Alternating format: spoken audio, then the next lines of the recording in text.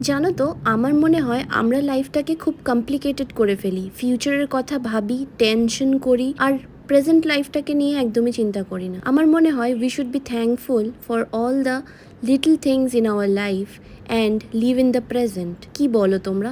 লিখে জানাবে কমেন্টে। আমরা দুজনই এরকমভাবেই একটা লাইফ কাটানোতে বিশ্বাসী আর পছন্দও করি। ঘুরি বেড়াই, খাই দাই, শপিং করি, মাস্তি মাজাক, এভাবেই কেটে যায় আমাদের লাইফ। তো আজকে আমরা চলে এসেছি আমাদের অল টাইম ফেভারিট একটা রেস্টুরেন্ট, যার নাম হচ্ছে সল্ট। খুব একটা খাওয়া নিয়ে এক্সপেরিমেন্ট করাটা আমি পছন্দ করি না বা করিও না। অনেকেই বলো আমাদের ফুড ব্লগিং তোমাদের খুব ভালো লাগে, শুনে সত্যি আমরা খুবই গ্রেটফুল অ্যান্ড থ্যাঙ্কফুল।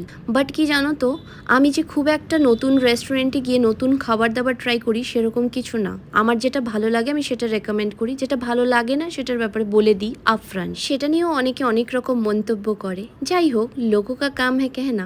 চলো টাটা।